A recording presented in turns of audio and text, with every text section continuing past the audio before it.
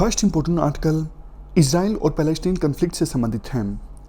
आप GS paper 2 के इस टॉपिक से आर्टिकल को कनेक्ट कर सकते हो। बेसिक्स की बात हम पहले करते हैं। ये इजराइल और पैलेस्टीन का मैप है। ये जो एरिया आपको दिख रहा है ये है वेस्ट बैंक। 1967 के बाद से ही ये एरिया इजराइल के कंट्रोल में है। उससे पहले ये एरिया जॉर्डन के कंट्रोल में था। 1947 से पहले ये एरिया ब्रिटिशर्स का कंट्रोल था और उससे पहले इस एरिया पर ओटोमन एम्पायर का कंट्रोल था। देखो, जब से इजराइल ने इस एरिया पर अपना कंट्रोल इस्टेब्लिश किया है 1967, उसके बाद से इजराइल ने इस एरिया में धीरे धीरे ज्यूज़ को सेटल डाउन करना स्टार्ट कर दिया। धीरे धीरे इस पूरे एरिया में ज्यूज़ की संख्या इंक्रीज होती गई। और ज्यूज़ रहते कैसे हैं इस एरिया में? थोड़े यहाँ पर हैं, थोड़े यहाँ पर हैं। मतलब ज्यूज़ की सेटलमेंट्स हैं अलग अलग जगह पर, और जहाँ जहाँ पर ज्यूज़ की सेटलमेंट्स हैं उसके आसपास आपको फेंसिंग देखने की मिलेगी, क्योंकि ज्यूज़ की सिक्योरिटी को खतरा होता है। इसलिए उनको प्रोटेक्ट करने के लिए जगह जगह पर इजरायली सिक्योरिटी फोर्सेस की चेक पोस्ट हैं, आसपास फेंसिंग हैं, और उनके चारों ओर रहते हैं पैलेस्टीनियंस।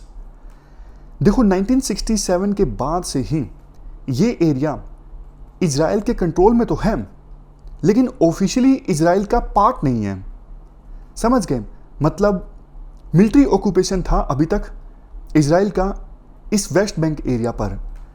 बट अभी इजराइल ये प्लान कर रहा है कि हम ऑफिशियली इस एरिया को इजराइल का पार्ट बना लेंगे। मतलब इस एरिया को हम एनेक्स कर लेंगे। एनेक्स का मतलब होता है आप किसी एरिया को अपने एरिया में मिला लेते हो।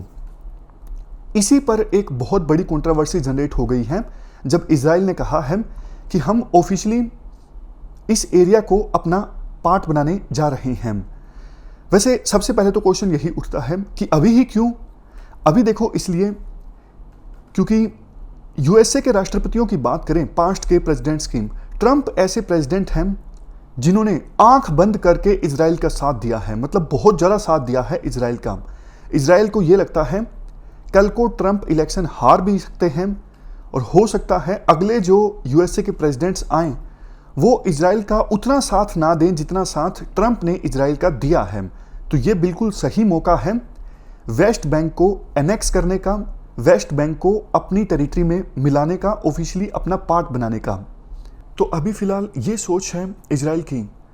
बट इजराइल के इस प्लान का वेरियस इंटरनेशनल एक्टर्स ने विरोध किया है। जैसे देखो, UN secretary general Antonio Guterres ने कहा है इजराइल और पैलेस्टीन कन्फ्लिक्ट में ये एक वाटरशेड मोमेंट है। अगर ऐसा होता है तो ये इंटरनेशनल लॉ का मोस्ट सीरियस वायलेशन होगा। यूएन सेक्रेटरी जनरल ने यह भी कहा US, Russia, European union, UN इनको आगे आना चाहिए, और पहले ये जो एक मीडिएटर का काम करते आए हैं इजराइल और पैलेस्टीन के बीच, इनको अपना मीडिएशन का काम इजराइल और पैलेस्टीन के बीच रिज्यूम करना चाहिए। इसके अलावा देखो, even office of high commissioner for human rights ने भी यही पोजीशन ली है। उन्होंने कहा है ये यूनाइटेड नेशंस के चार्टर का वायलेशन है, ये जेनेवा कन्वेंशन का वायलेशन है। यूनाइटेड नेशंस के चार्टर में ये साफ तौर पे लिखा हुआ है अगर कोई देश, फॉर एग्जांपल ये ए देश है, ए देश बी देश की टेरिटरी को फोर्स की सहायता से एक्वायर करता है तो ये इनएडमिसिबल है, मतलब स्वीकार्य नहीं है। यही पोजीशन ज़्यादातर इंटरनेशनल बॉडीज़ के द्वारा फिलहाल की सिचुएशन में ली गई है। ऑलरेडी देखो, ये आरोप लगता रहता है कि वेस्ट बैंक में जो पैलेस्टीनियन रहते हैं उनके ह्यूमन राइट्स का वायलेशन होता है, और एक बार इजराइल ने वेस्ट बैंक को ऑफिशियली अपना पार्ट बना लिया तो पैलेस्टीनियन जो यहाँ पर रहते हैं उनके ह्यूमन राइट्स का वायलेशन और भी ज़्यादा बढ़ जाएगा। क्वेश्चंस देखो और भी काफ़ी सारे हैं। जैसे इजराइल ये बोलता है हम मेडिटेरेनियन सी और जॉर्डन रिवर के बीच सिक्योरिटी प्रोवाइड करेंगे, मतलब इस पूरे एरिया में सिक्योरिटी प्रोवाइड करेंगे। तो इस वेस्ट बैंक एरिया में जो पैलेस्टीनियन रहते हैं क्या उनको उतने ही राइट्स मिलेंगे जितने कि इजराइल में रहने वाले ज्यूज़ को मिलते हैं? और ये चीज़ तो देखो साफ तौर पर 2 स्टेट सॉल्यूशन के अगेंस्ट है। पैलेस्टीनियन लोगों को पूरा पूरा अधिकार है सेल्फ डिटर्मिनेशन का, उसके अगेंस्ट है इजराइल का ये एनेक्सेशन। और क्वेश्चन ये भी उठता है, अभी इजराइल में जिस प्रकार से मुस्लिम्स को या फिर दूसरे अरब्स को ट्रीट किया जाता है, क्या उसी प्रकार से ट्रीट किया जाएगा वेस्ट बैंक में रहने वाले पैलेस्टीनियंस को? बहुत सारे ऐसे क्वेश्चंस हैं जिनका आंसर अभी इजराइल नहीं दे रहा है। इवन देखो, अभी इजराइल ने इस क्वेश्चन का आंसर भी नहीं दिया है। इस वेस्ट बैंक में पैलेस्टीनियन के पास जो लैंड है, मतलब इस पूरे वेस्ट बैंक में ऑलमोस्ट 23% लैंड पैलेस्टीनियन के पास है, क्या उनको अधिकार दिया जाएगा अपने लैंड को रखने का या फिर नहीं दिया जाएगा? लास्ट में राइटर ये बोलते हैं, देखो 1967 में इलीगल तरीके से इजराइल ने इस एरिया पर अपना कंट्रोल इस्टाब्लिश किया था। उसके बाद से ही रियलिटीज़ चेंज करता जा रहा है इजराइल, और इजराइल ने काफ़ी सारे देशों को अपना दोस्त भी बना दिया है। मतलब अरब देशों में भी पहले जितना विरोध इजराइल का होता था उतना विरोध आज के समय में नहीं होता है। बट इजराइल को एक बात ये याद रखनी चाहिए, अगर देखो आप किसी को उसके राइट्स डिनाई करते हो, इनजस्टिस करते हो, तो ये कभी भी परमानेंट नहीं हो सकता। सामने वाला इसके विरुद्ध आवाज़ उठाएगा, इसका विरोध करेगा। राइटर का इशारा पैलेस्टीन के लोगों की तरफ है जो कि प्रोटेस्ट करेंगे इजराइल के इस डिसीजन के अगेंस्ट। लास्ट में इंडिया की भी बात की जाती है। देखो अभी फ़िलहाल इंडिया के इजराइल के साथ रिश्ते काफ़ी ज़्यादा मजबूत हैं। हम काफ़ी सारे एरियाज़ में कोऑपरेट कर रहे हैं, खास करके डिफेंस एंड एग्रीकल्चर। लेकिन पैलेस्टीन के सपोर्ट में हमारा जो स्टैंड है वो इवन आज़ादी के पहले का है। गांधी जी ने पैलेस्टीन के काज को सपोर्ट किया था और हमेशा से इंटरनेशनल बॉडीज़ में हम पैलेस्टीन के काज का समर्थन करते आए हैं। बट देखना ये होगा, अब इजराइल वेस्ट बैंक को एनेक्स करता है तो क्या इंडिया इजराइल के पक्ष में अपना स्टैंड लेता है या फिर इजराइल के इस फैसले का विरोध करता है? ये हमने पूरा आर्टिकल डिस्कस किया इजराइल और पैलेस्टीन कन्फ्लिक्ट से संबंधित। चलते हैं आगे। नेक्स्ट आर्टिकल नागालैंड से संबंधित है। आप जीएस पेपर 3 के इस टॉपिक से आर्टिकल को कनेक्ट कर सकते हो। क्या कंटेस्ट है? नागालैंड के गवर्नर हैं RN रवि। इन्होंने हाल ही में एक खत लिखा था, लेटर लिखा था नागालैंड के मुख्यमंत्री न्यूफ्यू रियो को। खत में काफ़ी सारी बातें बोली गई नागालैंड के गवर्नर के द्वारा। इन्होंने कहा नागालैंड में लॉ एंड ऑर्डर की समस्या बहुत ज़्यादा गंभीर हो गई है। मतलब लॉ एंड ऑर्डर बहुत ज़्यादा डेटेरियोरेट हो गया है। बहुत सारी आर्म्ड गैंग्स ऐसी हैं जो एक्सटोर्शन कर रही हैं, मतलब बंदूक के बल पर पैसे वसूल रही हैं जनता से। इन्होंने प्रपोज किया, देखो मेरे ऊपर स्पेशल रिस्पॉन्सिबिलिटी है संविधान के अनुसार। हमारे संविधान का article 371A section 1 class B ये स्पेशल रिस्पॉन्सिबिलिटीज़ देता है नागालैंड के गवर्नर को नागालैंड के लॉ एंड ऑर्डर के संदर्भ में। तो गवर्नर ने कहा मुझे इंटरवीन करना पड़ेगा। प्रपोज की इन्होंने काफ़ी सारी चीज़ें। आगे से ऐसा हो सकता है एक सर्टेन रैंक के बड़े अधिकारी जो लॉ एंड ऑर्डर में लगे हुए हैं उनकी ट्रांसफ़र करनी हो, उनकी पोस्टिंग करनी हो, ये सब चीज़ें मेरी अनुमति के बिना ना हों। इसके अलावा इन्होंने ये भी प्रपोज किया कि समय समय पर मैं लॉ एंड ऑर्डर की समस्या का जायजा लेता रहूं। इन्होंने काफ़ी सारी बातें इस प्रकार की प्रपोज की थी। हालांकि अभी ऐसा हुआ नहीं है, बट इस लेटर के बाद एक कंट्रोवर्सी पैदा हो गई। जिन आर्म गैंग्स की बात गवर्नर RN रवि के द्वारा की जा रही हैं, ये वो नागा ग्रुप्स हैं जो काफ़ी समय से ग्रेटर नागालैंड की बात करते आए हैं। इवन पिछले साल 31 अक्टूबर 2019 तक central government in Naga groups के साथ बात कर रही थी नागा इंसर्जेंसी को ख़त्म करने के लिए और नागालैंड में पीस इस्टाब्लिश करने के लिए। उनमें से मेन है National Socialist Council of Nagaland Isak Muivah, मतलब NSCNIM। 1997 में इस ऑर्गेनाइजेशन ने सीज फायर साइन किया था गवर्नमेंट ऑफ इंडिया के साथ। बट देखो तब से लेके अभी तक इनके द्वारा ग्रेटर नागालैंड की बात की जाती रही है।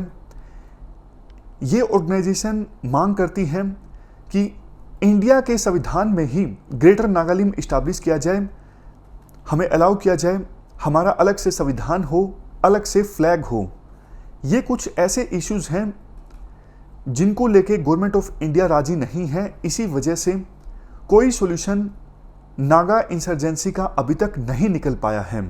और अब जबकि गवर्नर RN रवि ने ये कहा है कि कुछ आर्म्ड गैंग्स एक्सटॉर्शन कर रहे हैं, इशारा एक्चुअली इन्हीं ग्रुप्स की तरफ है, इन्हीं नागा ग्रुप्स की तरफ है जो नागालैंड में एक्सटॉर्शन करते हैं, लेकिन इसको बोलते हैं हम टैक्स वसूली कर रहे हैं। मतलब वो एक समानांतर सरकार चलाने की कोशिश करते हैं। अब देखो एक तरफ कुछ एक्सपर्ट्स के द्वारा कहा जा रहा है चूंकि कोई सॉल्यूशन नहीं हुआ है अभी तक नागालैंड में पीस इस्टेब्लिश करने के लिए, तो ये केंद्र सरकार के द्वारा नागा ग्रुप्स के ऊपर प्रेशर डालने की कोशिश है ताकि फिर से बातचीत किसी नतीजे तक पहुंचे और नागा प्रॉब्लम का सॉल्यूशन निकले। जबकि कुछ एक्सपर्ट्स ऐसे हैं जो यूं बोलते हैं कि गवर्नर RN रवि ने ये जो स्टैंड लिया है, इन नागा ग्रुप्स को आर्म्ड गैंग्स करार दिया है, इससे बातचीत में रुकावट पैदा हो सकती है और फाइनल सॉल्यूशन में किसी प्रकार का बैरियर क्रिएट हो सकता है।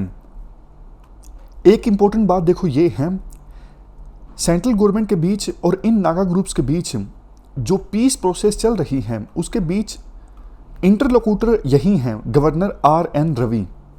तो कुछ एक्सपर्ट्स ये सजेस्ट करते हैं कि गवर्नर को स्टेट गवर्नमेंट की पावर को नहीं हड़पना चाहिए, स्टेट गवर्नमेंट को अपना काम करने देना चाहिए और फोकस करना चाहिए पीस प्रोसेस पे। पीस प्रोसेस में देखो एक रुकावट नहीं, काफ़ी सारी रुकावटें हैं। ये 2-3 रुकावटें तो हमने डिस्कस की ही। नागा ग्रुप्स खास करके NSCN-IM ये ऑर्गेनाइजेशन मांग कर रही है इंडिया के अंदर ही हमें अलग से संविधान रखने की इजाज़त दी जाए, हमारे अलग से फ्लैग होना चाहिए। गवर्नमेंट ऑफ इंडिया इन चीज़ों के लिए तैयार नहीं है। इसके अलावा देखो एक इशू ये भी है, नागा ग्रुप्स काफ़ी सारे हैं, कुछ नागा ग्रुप्स तैयार हो भी जाएं किसी पीसफुल सॉल्यूशन के लिए, बाकी नागा ग्रुप्स तैयार नहीं होते हैं। तो सभी नागा ग्रुप्स को एक सॉल्यूशन पर राजी करना बहुत ज़्यादा डिफिकल्ट काम है। तो देखना ये होगा सेंट्रल गवर्नमेंट का क्या स्टैंड रहता है अब फिलहाल इस पूरे इश्यू पर। चलते हैं आगे। नेक्स्ट आर्टिकल पीडीएस से संबंधित है। आप जीएस पेपर 2 के इस टॉपिक से आर्टिकल को कनेक्ट कर सकते हो। देखो कोविड-19 की महामारी के कारण लॉकडाउन लगने के बाद सेंट्रल गवर्नमेंट के द्वारा प्रधानमंत्री गरीब कल्याण योजना अनाउंस की गई। ये मार्च के पिछले हफ्ते की बात है। वल्नरेबल सेक्शंस को राहत पहुंचाने के लिए ये योजना अनाउंस की गई थी। इसमें एक प्रोविज़न ये भी था, जो नेशनल फूड सिक्योरिटी एक्ट के बेनिफिशरीज हैं उनको 5 किलोग्राम फूड ग्रेन्स और 1 किलोग्राम पल्सेस फ्री दी जाएंगी आने वाले 3 महीनों के लिए। इसके अलावा सेंट्रल गवर्नमेंट ने यह भी कहा, इवन जो नेशनल फूड सिक्योरिटी एक्ट के बेनिफिशरी नहीं हैं लेकिन जिनको आवश्यकता है, ऐसे 8 करोड़ लोग, उनको भी फ्री राशन दिया जाएगा आने वाले 3 महीनों के लिए। अब देखो 3 महीने पूरे हो गए हैं, अप्रैल मई जून, आज 30 जून है, 3 महीने पूरे होने वाले हैं। राइटर का ये मानना है अभी इस प्रोविज़न को ख़त्म करने की आवश्यकता नहीं है, इस प्रोविज़न को एक्सटेंड करने की आवश्यकता है, क्योंकि देखो इकोनॉमिक एक्टिविटीज़ ठप पड़ गई हैं और वल्नरेबल सेक्शंस जो हैं उनको काम नहीं मिल पा रहा है। तो ये प्रोविज़न काफ़ी ज़्यादा इम्पोर्टेंट है गरीब लोगों के लिए, उनको अतिरिक्त राशन मिलता रहना चाहिए। इवन काफ़ी सारे स्टेट्स ने भी सेंट्रल गवर्नमेंट को लिखा है कि आप इस प्रोविज़न को अभी के लिए फ़िलहाल एक्सटेंड कर दीजिए। लेकिन सरकार का ये मानना है हमारा फोकस है फ़िलहाल one nation one card scheme को इम्प्लीमेंट करने में। अगर ये स्कीम इम्प्लीमेंट हो जाती है, one nation one ration card, तो वल्नरेबल सेक्शंस को दिक्कत नहीं आएगी। वो जहाँ पर हैं अपने कोटा का अनाज ले सकेंगे? इसके जवाब में राइटर ये कहते हैं, देखो, one nation one ration card scheme इतना जल्दी इंप्लीमेंट नहीं होने वाली है। सभी राशन कार्ड्स की पहले मैपिंग करनी पड़ेगी आधार कार्ड के साथ, और ये स्कीम अगर इंप्लीमेंट हो भी जाती है तो बायोमेट्रिक ऑथेंटिकेशन, आधार कार्ड में प्रॉब्लम, नेटवर्क में इश्यूज, बहुत सारे ऐसे इश्यूज आ सकते हैं जिनकी वजह से काफ़ी लोग एक्सक्लूड हो सकते हैं इस स्कीम का लाभ उठाने से। और अभी देखो, one nation one ration card ये जो स्कीम है, ये शुरुआती तौर पर एक्टिव है काफ़ी सारे स्टेट्स में, मतलब 20 स्टेट्स में। जो बेनिफिशियरी हैं जिनको राशन कार्ड की सहायता से अनाज मिलता है, वो स्टेट के अंदर किसी भी राशन शॉप से फूड ग्रेन प्राप्त कर सकते हैं जितना उनका कोटा है। हालांकि एक स्टेट का राशन कार्ड होल्डर दूसरे स्टेट में जाके अपने कोटे का राशन ले सके, अभी इसे इंप्लीमेंट नहीं किया जा सका है। इसके लिए एक पोर्टल भी है, IMPDS। इस पोर्टल की सहायता से हमें पता लगता रहता है कितने लोगों ने अभी तक इस स्कीम का लाभ उठाया है। मई महीने में टोटल ट्रांजैक्शंस हुई 378, जून में टोटल ट्रांजैक्शंस हुई 479। तो देखो, ये जो ट्रांजैक्शंस हैं एक्सपेक्टेशन के हिसाब से काफ़ी ज़्यादा कम हैं। मतलब जैसा सोचा गया था कि इस स्कीम का लाभ बहुत से लोग उठाएंगे, कम से कम अभी फिलहाल आंकड़े ऐसा इशारा नहीं करते हैं। लास्ट में राइटर अपनी तरफ से ये सजेशन देते हैं, देखो, FCI के जो गोडाउन्स हैं अभी भरे हुए हैं। FCI के पास अभी फिलहाल 100 मिलियन मैट्रिक टन्स जो फूड ग्रेन है वो स्टोर्ड हैं, और एक हफ्ते का अभी रबी सीजन का प्रोक्योरमेंट बाकी है। मतलब ये 100 मिलियन मैट्रिक टन्स का जो आंकड़ा है और भी बढ़ेगा, और फिलहाल के समय में बफर होना चाहिए सिर्फ 41 मिलियन मैट्रिक टन्स। और देखो, पिछले साल खरीफ की फसल की जब प्रोक्योरमेंट हुई थी तो FCI के द्वारा 49.9 almost 50 million metric tons rice procure किया गया था।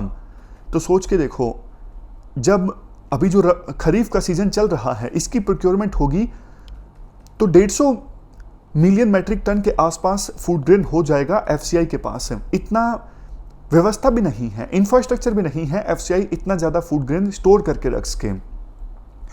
इसलिए होना ये चाहिए, PDS सिस्टम को आप यूनिवर्सलाइज कर दो, मतलब हर एक पर्सन को PDS का लाभ मिले, ये प्रोविजन आप कर दो। जो अमीर लोग हैं वो लाभ उठाएंगे नहीं, वो अपने आप से बेनिफिट जो है वो छोड़ देंगे। जैसे LPG का बेनिफिट बहुत से अमीर लोगों के द्वारा छोड़ा गया है, तो रिजल्ट ये निकलेगा, देश के 85% जो लोग हैं वो PDS का लाभ उठा रहे होंगे, एक्सक्लूजन इससे बहुत ज़्यादा कम हो जाएगा। बट सरकार इसके लिए फिलहाल राजी नहीं है। सरकार चाहती है FCI के पास जो एक्स्ट्रा फूड ग्रेन है उसे मार्केट में बेचा जाए ओपन मार्केट ऑपरेशंस की सहायता से, इससे कुछ पैसे कमाए जाएं और सरकार का जो फिस्कल डेफिसिट है वो कम हो। बट इसके जवाब में राइटर ये कहते हैं, देखो, 2017-18 से लेकर 2020-21 के बीच सेंट्रल गवर्नमेंट सिर्फ 16.6 मिलियन टन्स राइस और वीट को बेच की थी ओपन मार्केट ऑपरेशंस की सहायता से। मतलब ओपन मार्केट ऑपरेशंस की सहायता से इतना ज़्यादा फूड ग्रेन FCI नहीं बेच पाएगी। इसलिए PDS को यूनिवर्सलाइज करना इस मुश्किल की घड़ियों में बहुत ही अच्छा डिसीजन होगा। तो ये पूरा आर्टिकल हमने डिस्कस किया PDS से संबंधित। चलते हैं आगे। नेक्स्ट आर्टिकल कम्युनलिज्म से संबंधित है। आप GS पेपर 1 के इस टॉपिक से आर्टिकल को कनेक्ट कर सकते हो। देखो, पिछले साल हमारे देश में सिटीजनशिप अमेंडमेंट एक्ट आया, उसके बाद इस एक्ट के विरोध में प्रोटेस्ट स्टार्ट हुए, बाद में दिल्ली में दंगे भी हुए, और इसके बाद तबलीगी जमात के जब केस सामने आए तब भी बहुत ज़्यादा पोलराइजेशन देखने को मिला, बहुत ज़्यादा कम्युनलिज्म देखने को मिला। तो अब हम कम्युनलिज्म को बेसिक से डिस्कस करते हैं। सबसे पहले कुछ बेसिक क्वेश्चंस मैं आपसे पूछता हूं। अगर मैं किसी धर्म को मानता हूं तो क्या मैं कम्युनल हूं? अगर मैं किसी धर्म की प्रैक्टिसेस को फॉलो करता हूं तो क्या मैं कम्युनल हूं? बिल्कुल भी नहीं। मैं किसी भी धर्म को मानूं, प्रैक्टिसेस को फॉलो करूं, मैं कम्युनल नहीं हूं, धार्मिक हूं मैं। तो फिर कम्युनल कौन है? देखो, अगर कोई पर्सन ऐसा सोचता है किसी एक धर्म को जो लोग फॉलो करते हैं उनके इंटरेस्ट होमोजेनाइज हैं, सेम इंटरेस्ट उनके हैं, तो वो कम्युनल है। जैसे मैं आपको एक उदाहरण देता हूं, मान लीजिए ये हिंदू धर्म है, इसको जो भी लोग फॉलो करते हैं, कम्युनल पर्सन का मानना ये होता है सबसे पहली स्टेज में कि कोई एक धर्म को फॉलो करने वाले लोगों के जो इंटरेस्ट हैं वो सेम है, होमोजेनाइज है। ये फर्स्ट स्टेज होती है। सेकंड स्टेज में क्या होता है? सेकंड स्टेज में ये होता है कि जब कोई पर्सन ऐसा सोचता है कि मान लीजिए उदाहरण के साथ ही हम समझते हैं, हिंदू धर्म को जो लोग फॉलो करते हैं उनके इंटरेस्ट बिल्कुल अलग हैं उन लोगों से जो मुस्लिम धर्म को फॉलो करते हैं। तो एक सिर्फ एग्जांपल की सहायता से हमने समझा। मतलब सेकंड स्टेज में अगर कोई पर्सन ऐसा सोचता है कि किसी एक धर्म को फॉलो करने वाले लोगों के इंटरेस्ट दूसरे धर्म को फॉलो करने वाले लोगों के इंटरेस्ट से अलग हैं, तो वो सेकंड स्टेज है कम्युनलाइजेशन की। उसके बाद में आती है तीसरी स्टेज, जब कोई व्यक्ति ये सोचने लगता है कि किसी एक धर्म को फॉलो करने वाले लोगों के जो इंटरेस्ट हैं वो इनकम्पेटेबल हैं दूसरे धर्म को फॉलो करने वाले लोगों से। यानी वो वाली बात हो गई कि एक मयान में दो तलवारें नहीं रह सकती, एक देश में दो धर्म के लोग नहीं रह सकते। तो इसका मतलब है कि वो पर्सन पूरी तरह से कम्युनलाइज हो चुका है, उसका गर्त में वो जा चुका है। ये मतलब है इसका। ये हमने कम्युनलाइजेशन की स्टेजेस डिस्कस करी। सांप्रदायिकता किस स्टेजेस में बढ़ता है, कौन पर्सन कम्युनल है? जब कोई व्यक्ति दूसरे धर्म के खिलाफ में नफरत फैलाना स्टार्ट कर देता है, हेट्रेड फैलाना स्टार्ट कर देता है, इसका मतलब है वो कम्युनल है। तो ये बेसिक डेफिनेशन हमने देखी। हमारे समाज में ये जहर कैसे घुल गया वो थोड़ा हम डिस्कस कर लेते हैं। अब जो मेन कम्युनलाइजेशन आया हमारे देश में वो ब्रिटिशर्स के आने के बाद में आया। ब्रिटिशर्स ने डिवाइड एंड रूल की नीति अपनाई। देखो, जब 1857 की क्रांति हुई थी तो उस क्रांति के लिए ब्रिटिशर्स ने मुस्लिम को जिम्मेदार ठहराया। उस समय इन्होंने मुस्लिम्स के साथ में उसके बाद में 1857 के बाद में डिस्क्रिमिनेट करना स्टार्ट कर दिया और हिंदुओं की फेवर करनी स्टार्ट कर दी। लेकिन ये देखकर जो सर सैयद अहमद खान थे उन्होंने लॉयल्टी शो करनी स्टार्ट कर दी मुस्लिम्स की ब्रिटिशर्स के प्रति। शुरू में तो वो सेकुलरिस्ट थे सर सैयद अहमद खान, लेकिन बाद में वो कम्युनल हो गए। यानी बाद में वो कहने लगे कि जो मुस्लिम्स के इंटरेस्ट हैं वो बिल्कुल अलग है हिंदुओं से। और शुरू में वो इस तरह की बातें करते थे कि एक दुल्हन की दो आंखें हैं, हिंदू धर्म के लोग और मुस्लिम धर्म के लोग। बाद में उनके विचार पूरी तरह से चेंज हो गए। जब देखो आज़ादी का संघर्ष चल रहा था तो बाल गंगाधर तिलक जो हमारे फ्रीडम फाइटर्स हैं, इन्होंने आज़ादी के लिए लोगों को मोबिलाइज करना स्टार्ट किया। इनके जो सारी जो पॉलिसीज थी वो सही थी।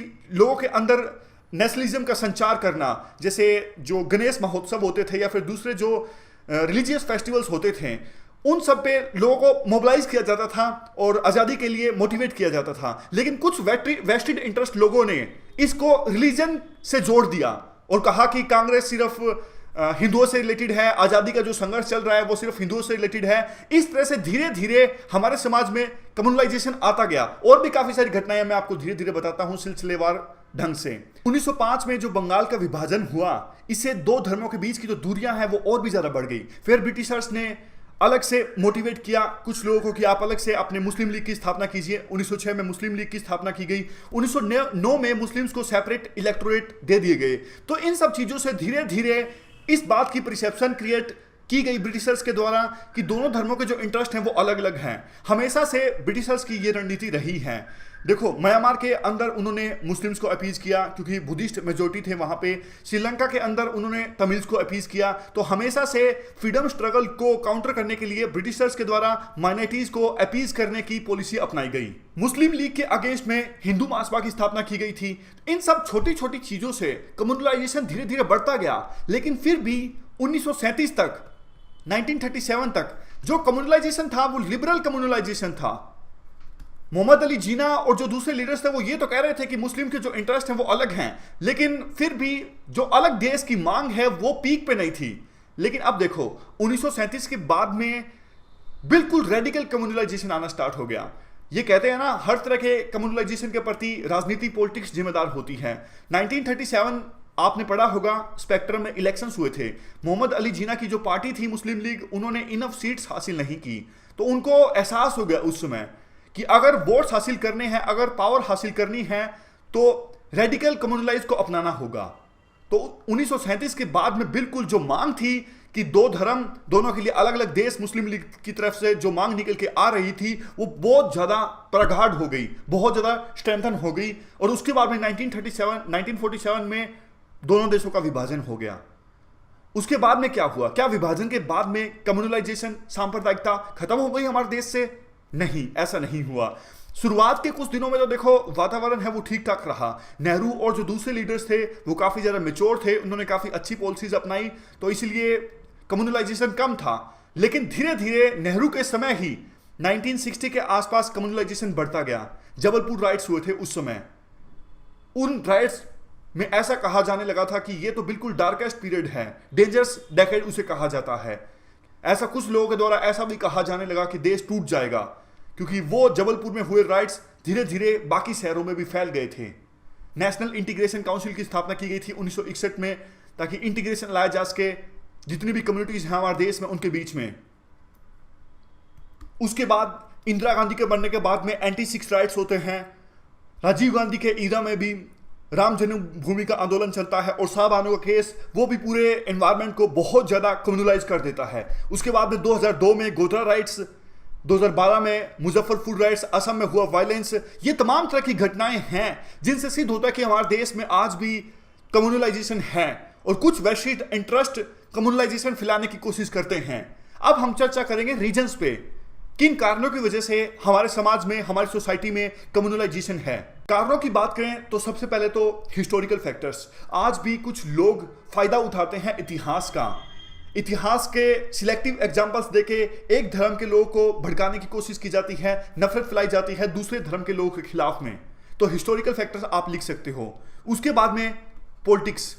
हमारे देश में पॉलिटिकल लीडर्स चंद वोटों के लिए, वोटों को पोलराइज करने के लिए, कॉन्सेंट्रेट करने के लिए और मोबिलाइज करने के लिए कैसे धर्म की राजनीति करते हैं, ये डेली हम न्यूज़पेपर्स में पढ़ते हैं। इलेक्शंस में जो टिकट्स दी जाती हैं वो भी धर्म को देख के दी जाती हैं।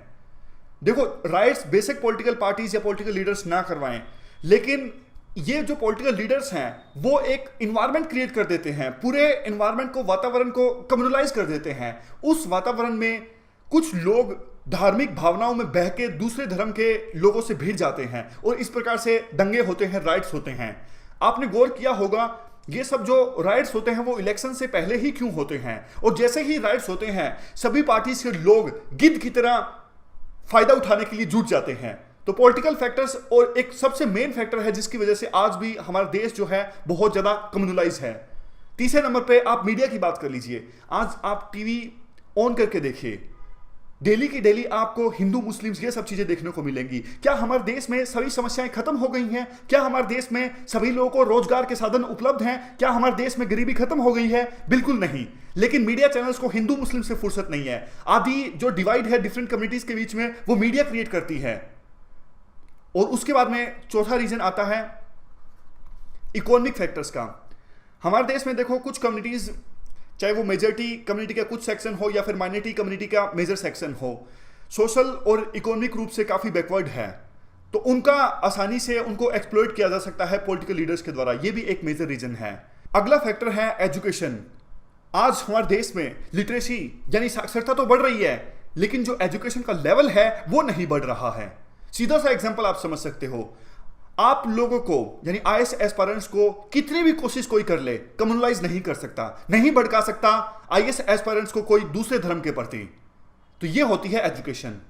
उसके बाद में देखो पुलिस की जो भूमिका है जब राइट्स होते हैं वो भी हमेशा संदेह के घेरे में होती है।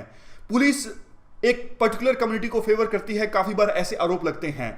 जब पुलिस निष्पक्ष दंगों को कंट्रोल करने की कोशिश नहीं करती तो और ज्यादा जो सेंटिमेंट्स हैं वो भड़क जाते हैं। तो ये भी एक मेजर फैक्टर है। उसके बाद में देखो रिसोर्सेज जो हैं हमारे देश में लिमिटेड हैं और इस प्रकार से मैनिपुलेट किए जाते हैं लोगों की जो भावनाएं हैं कि एक धर्म के जो लोग हैं वो सारे के सारे रिसोर्सेज पर कब्जा कर रहे हैं और दूसरे धर्म के जो लोग हैं वो पॉलिटिकल या फिर दूसरे जो रिसोर्सेज हैं उनसे वंचित रह रहे हैं। तो इसलिए भी जो कम्युनलाइजेशन की जो भावनाएं हैं वो और ज्यादा स्ट्रेंथन हो जाती हैं। तो ये भी एक फैक्टर है, इकोनॉमिक फैक्टर।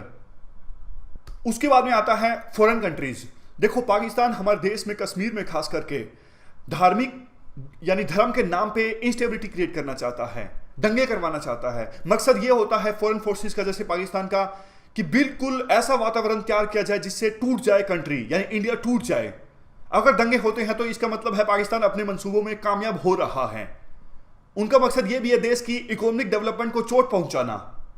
और उसके बाद में लास्ट फैक्टर आता है कुछ रिलीजियस गुरुज जानबूझ के कन्वर्जन पे फोकस करते हैं। कन्वर्जन पे जब फोकस किया जाता है एक धर्म के गुरुओं के द्वारा तो उससे भी जो कम्युनलाइजेशन की जो सेंटिमेंट्स हैं वो बढ़ जाते हैं, एनवायरमेंट खराब हो जाता है। तो ये भी एक फैक्टर है। तो हर तरह के डायमेंशन में हमने तमाम तरह के फैक्टर्स डिस्कस किए जिसकी वजह से कम्युनलाइजेशन, सांप्रदायिकता देश में बढ़ती है। नुकसान होता है गरीब व्यक्ति का। जब भी दंगे होते हैं, जो पॉलिटिकल लीडर्स हैं वो तो वोट बटोर लेते हैं, राजनीति भी कर लेते हैं, जो एलिट्स हैं वो अपना फायदा देखते हैं, लेकिन पिसता है हमेशा गरीब व्यक्ति। जब भी दंगों के बाद में एक्सोडस होता है, पलायन करते हैं लोग, पिसता है गरीब आदमी।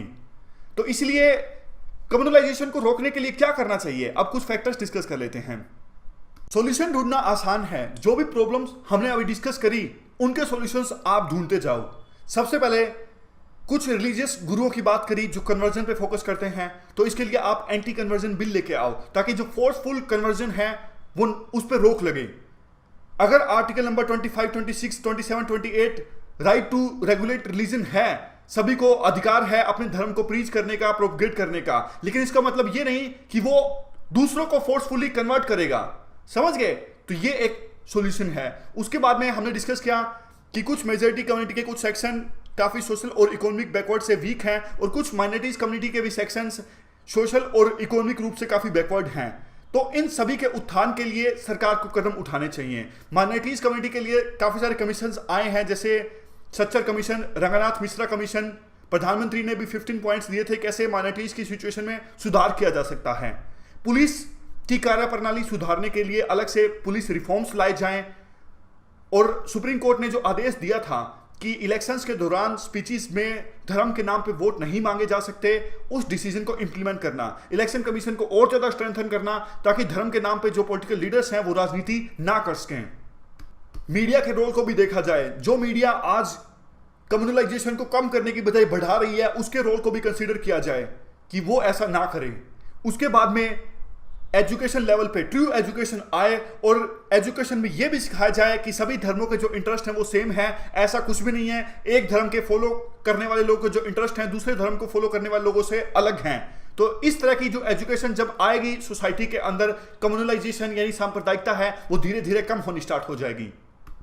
लास्ट में कंक्लूजन में यही कहा जा सकता है, कम्युनलाइजेशन सिर्फ इंडिया तक सीमित नहीं है, दूसरे देशों में भी है। आप म्यांमार में देख लीजिए किस प्रकार से रोहिंग्याज को परसिक्यूट किया जा रहा है बुद्धिस्ट के द्वारा वहां पे म्यांमार में।